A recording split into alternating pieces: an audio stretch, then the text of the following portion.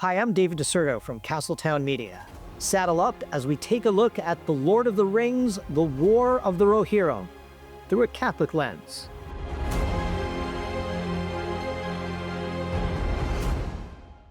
Back in 2022, I had an opportunity to attend a preview screening of the first episodes of Rings of Power, Amazon's adaptation of some of the legends from J.R.R. Tolkien's early history of Middle-earth.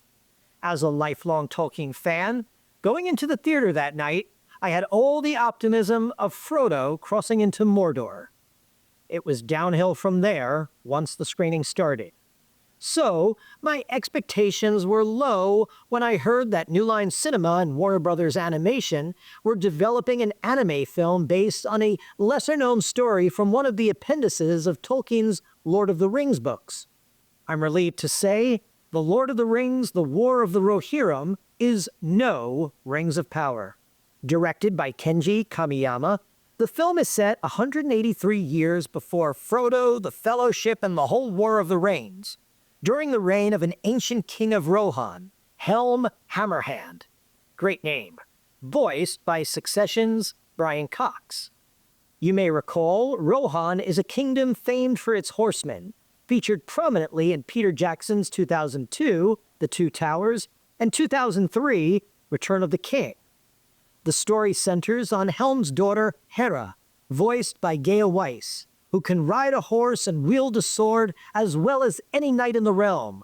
But alas, she's, well, alas, and overshadowed by her brothers. Complications arise when a disagreement between her father and a rival nobleman turned violent, leading to tragedy and plunging the kingdom into war. And, you got it, it's up to Héra to defend her people holed up in the mountain stronghold known to future generations and anyone who saw Jackson's middle film as Helm's Deep. Right from the opening musical strains, you are transported back into the world created by Jackson, who serves as an executive producer. Even though, unlike Jackson's live-action trilogy, this film is animated. Stephen Gallagher's score weaves in musical motifs from Howard Shore's award-winning composition, and Miranda Otto, who played the Héra-like Éowyn in two of Jackson's films, lends her voice as the narrator. It's hard to describe how the animation is so evocative of Jackson's Middle-earth, from the rugged, windswept vistas of Rohan to the architectural details of Medicel and Helm's Deep, that you believe you're back in those earlier films.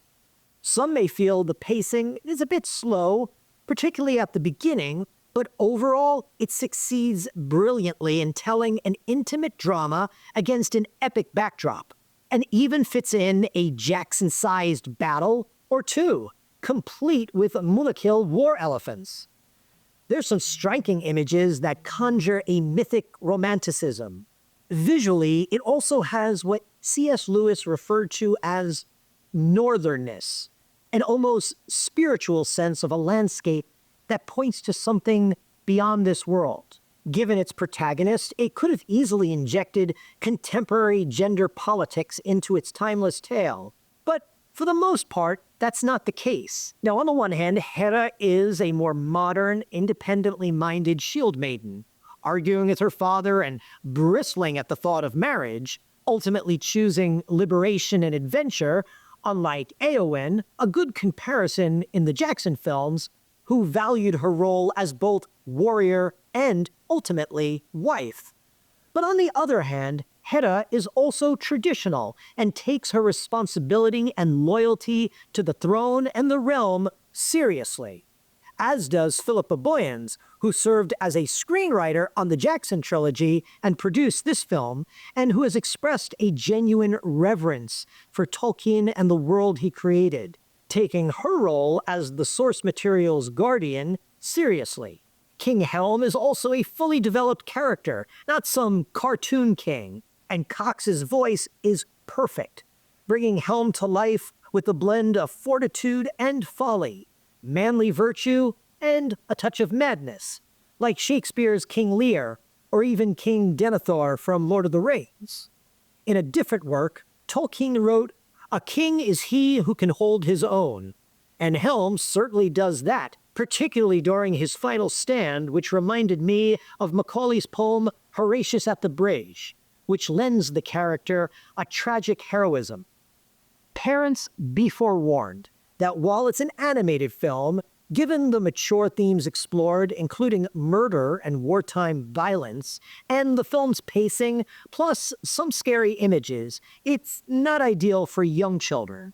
Set in a pre-Christian world, a world yet to be redeemed, this film, like the Lord of the Rings novels themselves, makes no mention of God, but the story and characters who inhabit it feel firmly grounded in a morally ordered universe, one in which themes of loyalty and betrayal, power and valor, honor, jealousy, and duty are explored.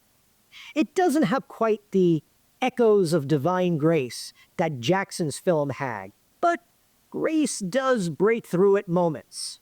Towards the end of the film, when Héra has victory in her sights, she commands her forces to relent, saying, "Let mercy rule the day."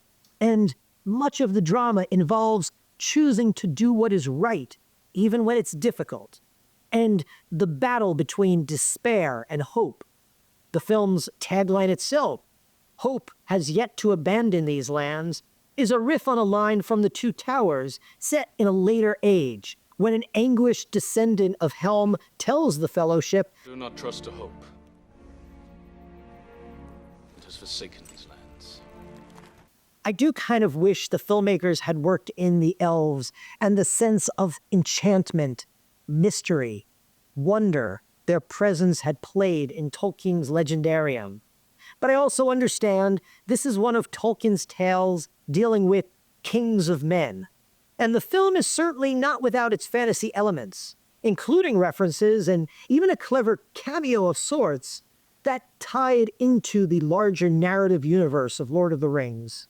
Ironically, Tolkien was never enamored by the idea of adapting his works to film, and in one letter from 1937, he used particularly strong terms to veto, quote, "anything from or influenced by the Disney studios, for all whose works I have a heartfelt loathing," end quote. He feared no film would be able to do the epic and dramatic scope of his books justice, and throughout the years, his fears proved true with such failed attempts of varying degrees from the likes of animators Ralph Bakshi, Bass and Rankin, and even Jackson's disappointing follow-up trilogizing of The Hobbit. Look, the truth is, no movie will ever truly be able to adequately translate Tolkien to the screen and fully convey his books. Beauties that pierce like swords and burn like cold iron, to quote C.S. Lewis's praise of his friend's masterpiece. Some may feel this is another middling and Middle-earth effort, but as for me, it's easily one of my favorite films of the year. As a lifelong Tolkien fan who suffered through Amazon's abysmal Rings of Power series, even an imperfect film like this gives me hope that there are still, to quote the narrator, tales that light a path through the dark. Until next time, I'm David DiCerto, and this is The Catholic Lens. And don't miss a single episode of The Catholic Lens. Follow us on Apple Podcasts and Spotify, and for full videos of our film reviews, subscribe to Castletown Media on YouTube. Stay connected and join the conversation in the comments.